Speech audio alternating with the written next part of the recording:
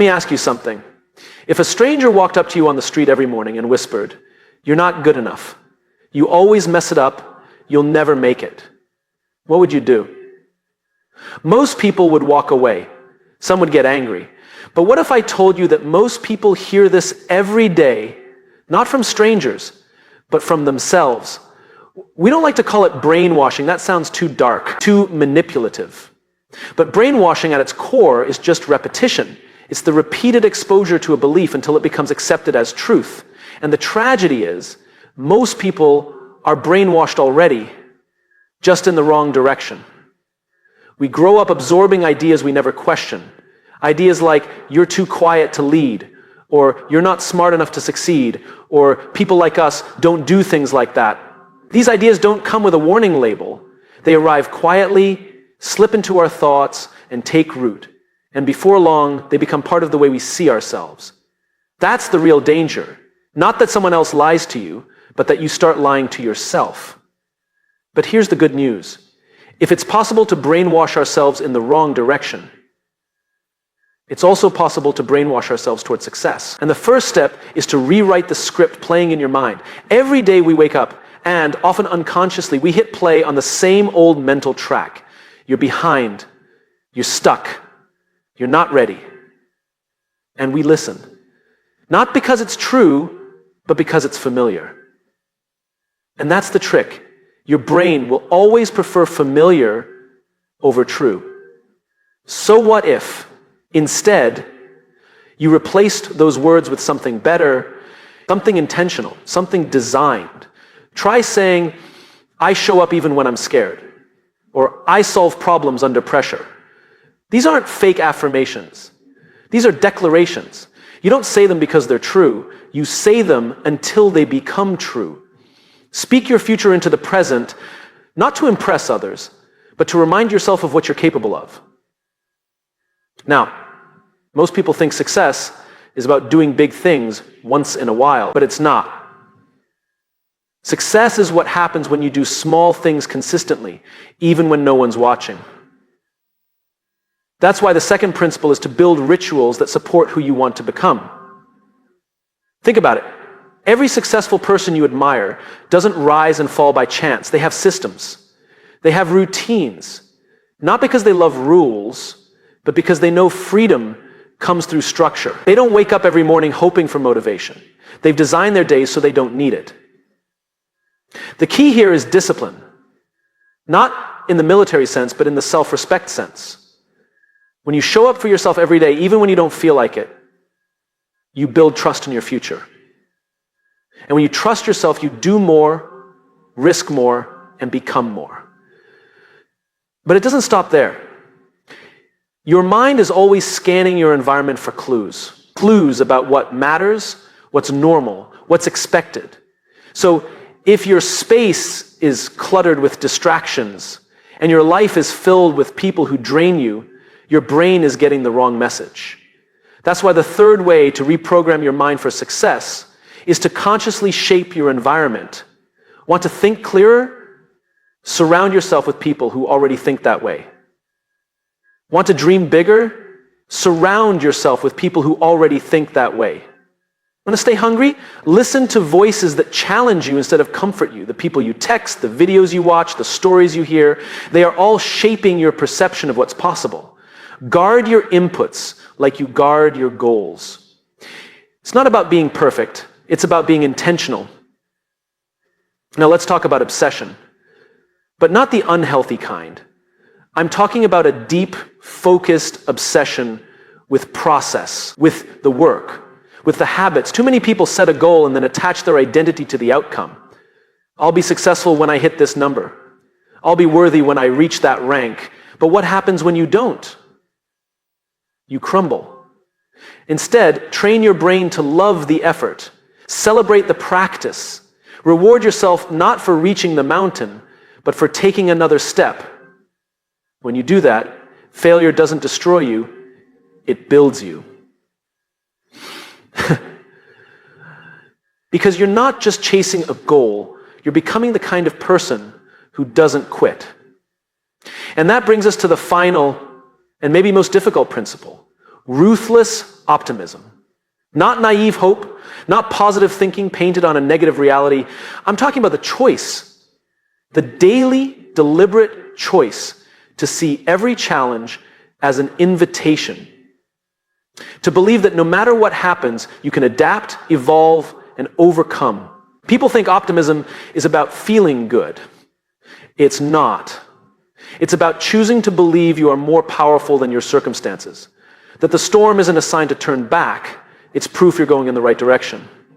When you adopt that mindset, every failure becomes feedback. Every setback becomes training. And every delay becomes preparation. You begin to see that success isn't some magic moment in the future. It's something you build one thought, one habit, one decision at a time. So let's come back to the idea of brainwashing. It's not a question of whether you're being brainwashed. It's a question of by whom and for what purpose. You can either continue to let the world program your mind with noise, doubt, fear, or you can start writing your own code. The choice is yours, but make no mistake. Success isn't something that just happens. It's something you prepare your mind to accept, to pursue, and to sustain. You want to succeed? Then teach your brain how. Because once you do, success doesn't just become possible, it becomes inevitable. There's this common belief we hold that successful people have more motivation than the rest of us, that they wake up excited every single morning, inspired, energized, ready to conquer the day. That they have something we don't. But that belief is wrong. The difference isn't motivation, it's ritual. Motivation is a feeling.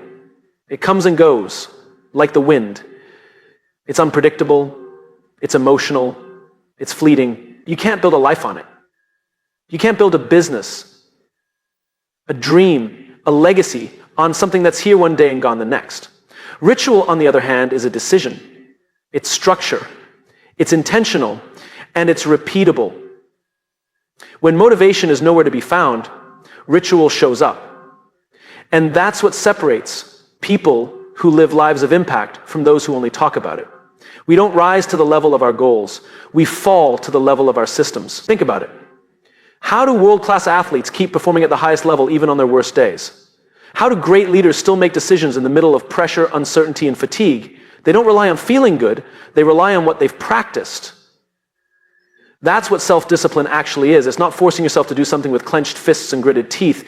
It's creating a system around your values that makes success easier to repeat. Let's break this down in human terms. Every person alive today is a creature of habit. You already follow rituals, you just might not be aware of them. Maybe your ritual is waking up, checking your phone, scrolling through other people's lives before even living your own. Maybe it's hitting snooze 3 times and telling yourself you'll try again tomorrow. Maybe it's binge watching something late into the night and dragging your body into a new day with no real energy to live it. And over time, those unconscious rituals shape your identity, and your identity shapes your behavior, and your behavior shapes your results. What if you flipped that? What if, instead of rituals that distract, numb, or delay, you designed rituals that energize, prepare, and align you? That's the real power of self-discipline. It's not about punishment, it's about preparation. Discipline is how you train your body and mind to serve your future, not sabotage it. Imagine starting your day not by reacting, but by creating. Not by being pulled by notifications, but by leading with intention. Imagine having simple but non-negotiable practices that make you feel grounded before the chaos begins.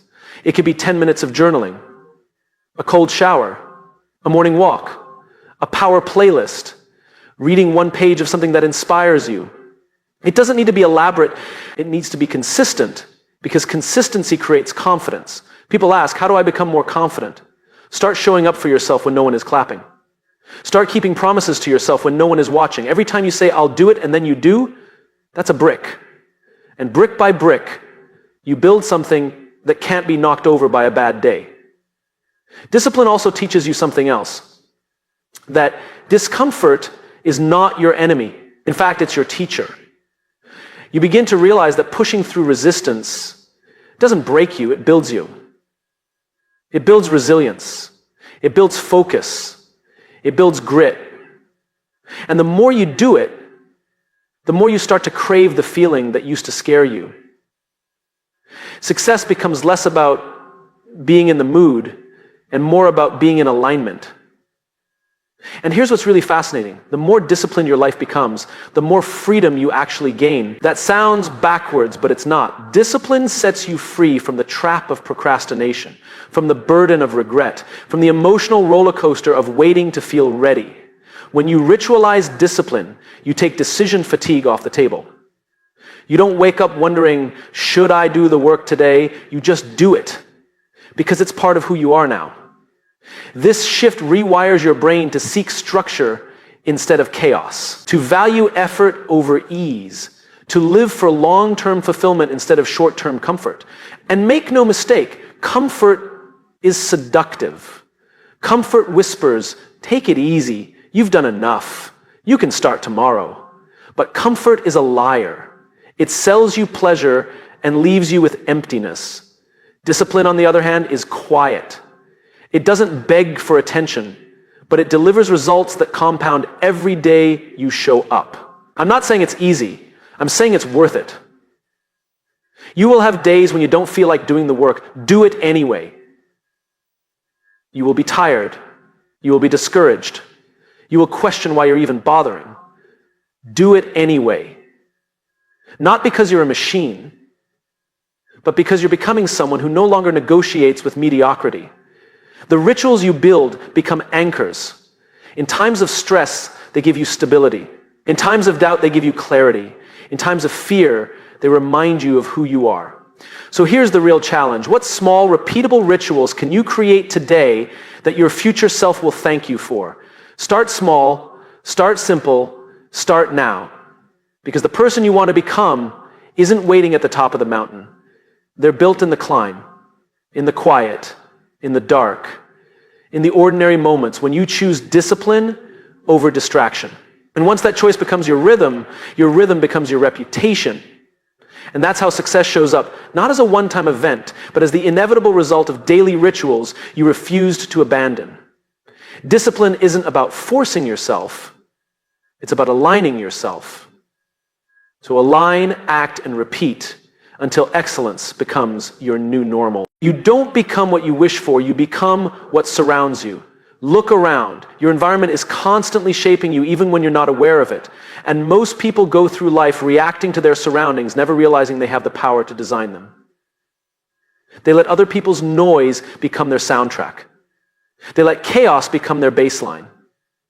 They let their space, their influences, their inputs, program them by default instead of by design.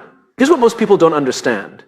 Your brain is always scanning for patterns. It looks for cues about what matters, what's normal, what's expected, and where you place yourself.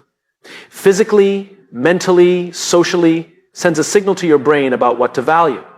So if you want to change your life, you have to change the signals. That begins with owning the truth. Your environment isn't just the backdrop of your life, it's the invisible hand guiding it. When you sit in clutter, you think in clutter.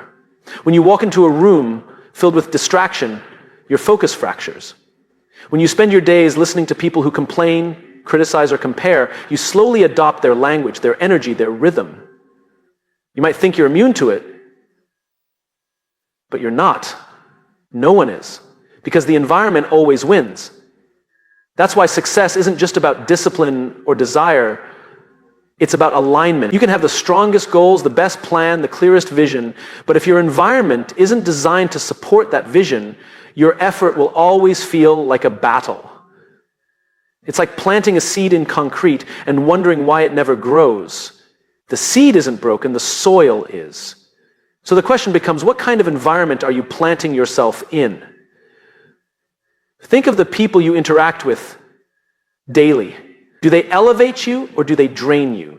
Do they challenge your thinking or reinforce your fears? Do they believe in your growth or constantly remind you of your limitations? You don't rise alone. No one does. You either grow with the people around you or you shrink with them. That doesn't mean cutting everyone out. It means becoming intentional about influence. It means recognizing that every voice you allow close to you has power. Every conversation leaves a residue. And over time, those small imprints become belief systems. The same goes for what you consume. Your content diet is as important as your food diet. What you listen to, watch, scroll through. It all feeds your mindset. If you're constantly feeding your brain drama, outrage, or shallow noise, don't be surprised when your thinking becomes reactive, anxious, or scattered. Curate your inputs. Guard your focus. Choose content that stretches you, not just entertains you. Choose stories that inspire possibility, not just stories that confirm your fears. Every piece of input is a brick in the house you're building inside your mind. Even your physical space matters more than you think. Look at your workspace, your bedroom, your home. Is it set up for distraction or creation? Is it a place that calms your mind or clutters it? You don't need fancy furniture or expensive tools. You need simplicity. You need order. You need clarity. Design your space to reflect your priorities. If growth is your goal, make sure it's easy to reach for a book. If focus is your goal, remove the noise. If wellness is your goal, don't make it hard to find what energizes you. Small shifts matter. Big environments, or change one detail at a time. And here's something powerful. When you start shaping your environment intentionally, it also starts shaping you back. You stop having to rely on willpower to do the right thing, because the right thing becomes the easy thing. It becomes your default, not your struggle. This is where most people get it wrong. They assume success requires constant resistance, always pushing against friction. They also assume that resistance radically alters the function. But the smart move isn't just pushing harder, it's designing better. It's making success the path of least resistance. When the gym is 5 minutes away, you go more often. When your phone is in another room, you read more. When you see your goals written on your wall every morning, you stay aligned without needing to feel inspired every second of the day.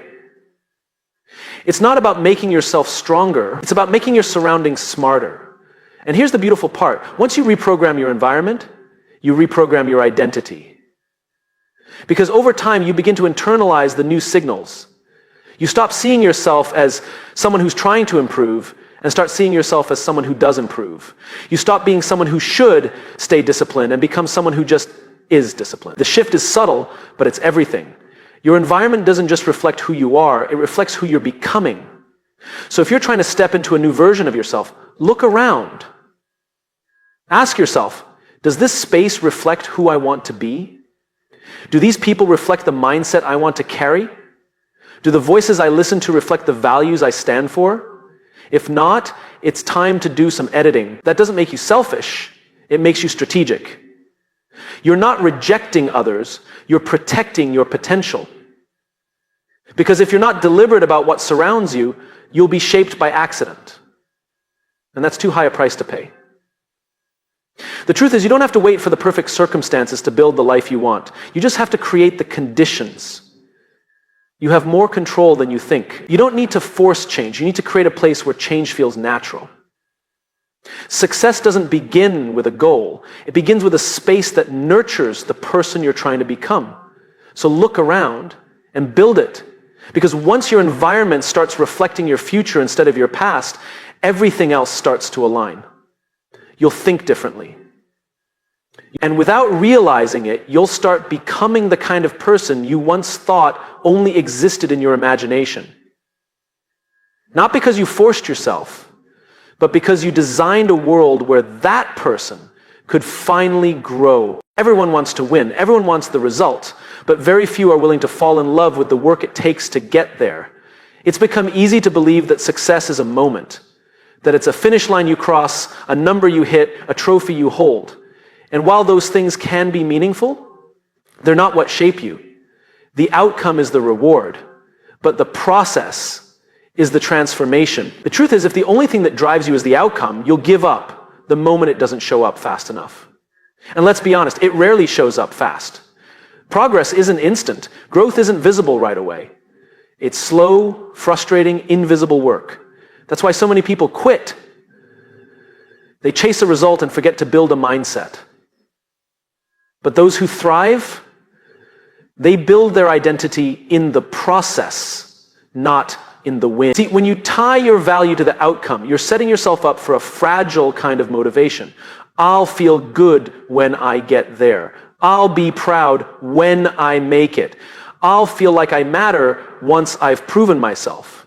That way of thinking turns success into a moving target, always just out of reach, always tied to something external. The problem with external validation is that it's addictive. The moment you get it, you need more. And the moment you lose it, you doubt everything. You begin to question your worth, your purpose, your direction. That's not sustainable. But when your identity is rooted in process, in doing the work, learning the skill, showing up even when it's inconvenient, success becomes something you carry with you, not something you chase. You stop asking, am I there yet? And start asking, am I becoming better than I was yesterday? There's a kind of confidence that only comes from consistency. Not the kind you post about, not the kind that impresses people in the moment, but the quiet kind.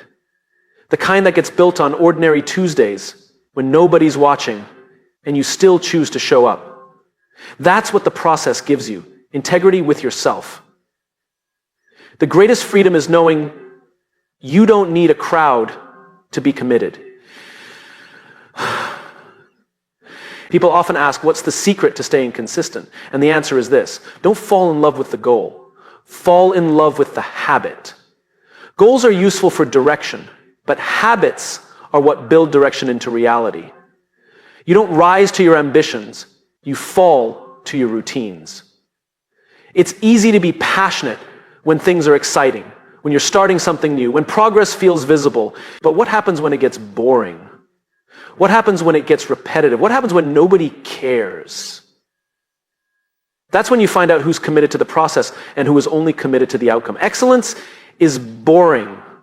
It's the repetition of the fundamentals, done with relentless attention. It's waking up early to do the same thing again. It's showing up when no one's clapping. It's doing it better, slower, deeper. Not because someone told you to, but because you care. There's power in that kind of ownership. It teaches you to enjoy the discipline itself, not just what the discipline might lead to. And when you enjoy the discipline, you become dangerous in the best possible way. Because now you don't need the applause, you don't need the shortcut, you don't even need the result to keep going. You've become process-driven. You stop being desperate for results and start becoming devoted to mastery. And here's the irony: when you obsess over the process instead of the prize, the results tend to show up anyway. Because your focus isn't scattered. Your energy isn't split. You're not wasting time fantasizing about the future. You're fully planted in the present. The world tells you to dream big, and you should. But dreaming big means nothing if you don't act small, daily, repeatedly, consistently. The dream is only possible when the process becomes the priority. People who win long-term don't rely on luck. They rely on momentum. And momentum is earned, not given. It's earned in the late nights when you study one more page, in the early mornings when you practice one more rep, in the uncomfortable moments when you choose growth over ease. This is where identity starts to shift. You no longer see yourself as someone trying to succeed. You see yourself as someone who does the work. You become proud, not because of where you're going, but because of how you're getting there. It's not that you stop setting goals, you just stop depending on them to feel good about yourself. You realize that every day you give your best is a win. Even when you're tired, even when it's messy, even when nobody notices. That's the difference between external success and internal fulfillment. Because at some point, the applause fades, the results plateau, the hype dies down, and all that's left is the work. The question is, did you love the work enough to keep going? That's what the process gives you. Stability, grounding, and purpose. When you train your brain to love the process, you build a kind of mental armor. You stop being shaken by every setback. You stop fearing failure. You even start to welcome it, not because it feels good, but because you know it means you're in motion. You start living by a new equation: progress over perfection, effort over ego, consistency over convenience. That is what reprogramming for success looks like. Not trying harder, but thinking differently. So no, don't obsess over the scoreboard. Don't obsess over whether you're ahead or behind. That's not where the magic is. The magic is in the reps no one sees. The hours you don't post. The work you do when it's not urgent but still important. That's where identity is built. That's where character is tested. That's where real success is born. Because when you fall in love with the process, you stop needing permission to be great. You just get up and you build it. There's a belief we all carry, whether we acknowledge it or not, that our attitude doesn't really change the outcome, that life will be what it will be regardless of how we feel about it, that optimism is nice, but not necessary, and maybe even a little naive. But that belief is dead wrong, because the way you see the world determines the way you engage with it. Your mindset doesn't just color your experience, it shapes your decisions, your resilience, your action. And if you're serious about becoming successful, whatever that means to you, then you have to take your mindset seriously. Optimism isn't a personality trait. It's a strategy. It's the decision to see possibility where others see limitation. It's the ability to look at a setback and say, this isn't the end. This is data. It's the habit of believing that there's always a move to make, even when the path isn't clear. And it's not soft, it's not blind positivity, it's not pretending that everything is fine when it's not. Ruthless optimism means you're willing to see reality for what it is, but you refuse to surrender to it. It's gritty. It's defiant. It's courageous. Because anyone can be optimistic when things are going well, when the numbers are up, the feedback is positive, the doors are opening. That doesn't take strength, that's just observation. But the real test is what you do when it's not working, when the door closes, when the plan falls apart, when nothing is going your way. That's the moment when most people stop. They rationalize, maybe it wasn't meant to be. Maybe I'm just not ready. Maybe someone like me doesn't get to have this. But the people who break through, the ones who build something that lasts, they don't interpret failure as final. They interpret it as instruction. They don't take problems personally. They take them as puzzles. That's ruthless optimism. It's the practice of seeing every challenge as a chance to become better, to evolve, to stretch beyond what you thought was your limit. It's not rooted in delusion. It's rooted in responsibility.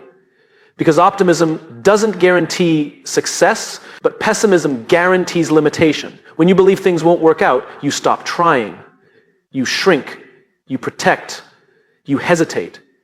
And that hesitation becomes a habit. And that habit becomes your identity. And before you know it, you're no longer failing. You're hiding. We've all done it. We've all had those moments where we settle, not because we're incapable, but because we stopped believing the future could be better than the past. That's the most dangerous kind of defeat, the one that lives in your mind long before it shows up in your life. But here's the truth. You were never meant to coast. You were built to rise. You were made to adapt. That's what makes optimism so powerful. It honors that part of you. Ruthless optimism doesn't mean you don't feel fear. It means you don't bow to it. Fear whispers, what if you fail? Optimism responds, then I'll learn faster. Fear says, what if they reject you? Optimism answers, then I'll find the ones who won't.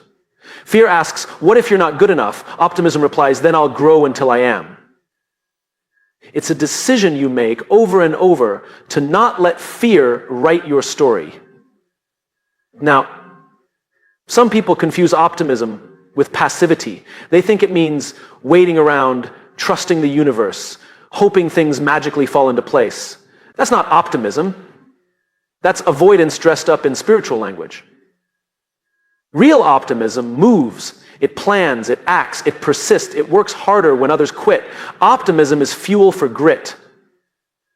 Because when you believe the effort is worth it, you keep going, even when it's dark, even when you're tired, even when there's no applause. And let me say this clearly. There will be days when you want to give up, when the weight feels too heavy, when progress is invisible. That doesn't mean you're weak. It means you're human. Optimism doesn't deny the struggle. It reminds you that the struggle is part of the path. That mindset, when practiced consistently, starts to rewire everything. You begin to talk differently. You catch yourself before slipping into complaint. You find energy in progress instead of perfection. You learn to ask better questions. Not why is this happening to me, but what is this teaching me? Not how do I make it easier, but how do I get stronger? You stop seeing obstacles as signs you should quit and start seeing them as invitations to grow. And slowly, something shifts. You stop needing guarantees to take action. You stop needing certainty before making a move. You begin to trust that whatever happens, you can handle it. Not because you're fearless, but because you're flexible. That's what ruthless optimism builds, self-trust.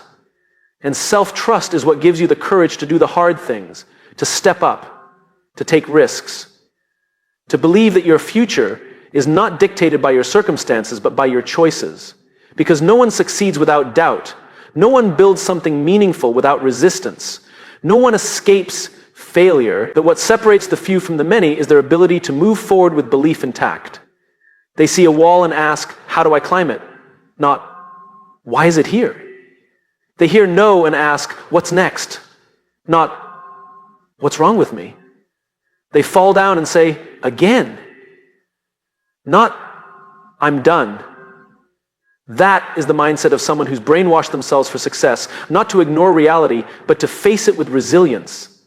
So the real question isn't, will life be hard? It will. The real question is, when it is, what will you believe?